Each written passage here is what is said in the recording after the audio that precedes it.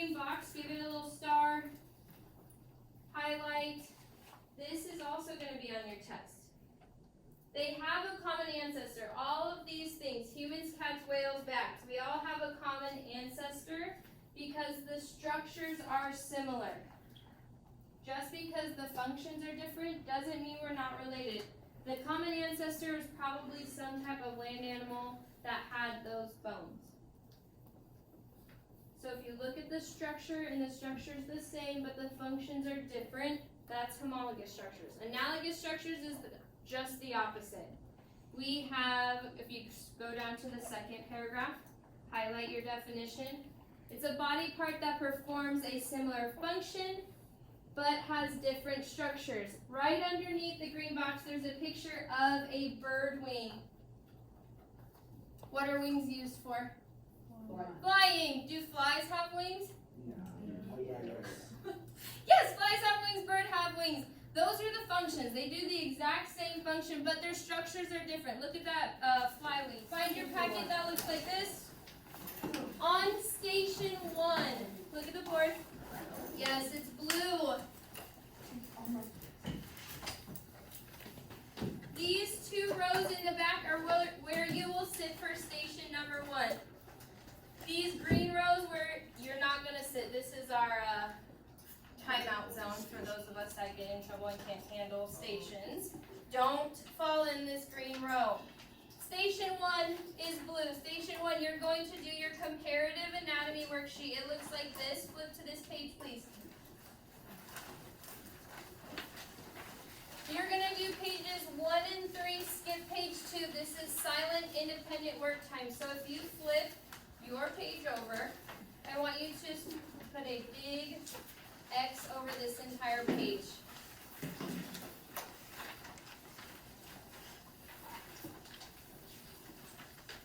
Do not do this. This is not part of your assignment. So you have page 1, which has the human arm on it. Skip page 2, you just put a big X on it, and then you have page 3, it has dogs on it. Behind page 3, there are a bunch of skeletons. You see all of them. There's whale skeletons, monkey skeletons, dogs, birds. These skeletons are what you're going to use to figure out your answers for the first page, for the first page and the third page, I'm sorry. So when you're comparing the whale's skeleton to our skeleton, you're going to flip back and use the printout. Does that make sense? So far, so good? Okay, this is silent independent work time. What level of voice should you have if you're sitting in the back for station 1? Silent. Perfect. Station 2, you'll be up front with me. We're going to do slide 8 and slide 9. That is your embryo page. Everybody go to this embryo page.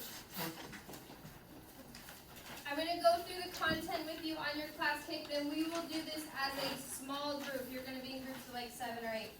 What voice level should you have for station 2? 2. Probably 2 or a 1. We can whisper, we can talk really quietly. Why do we not get to talk in our normal voices? There's too many people in our group to be screaming across. Also, we have people in the back trying to work silently, so if we're being wild and crazy, are they going to be able to focus? No. Okay, so we're going to do that.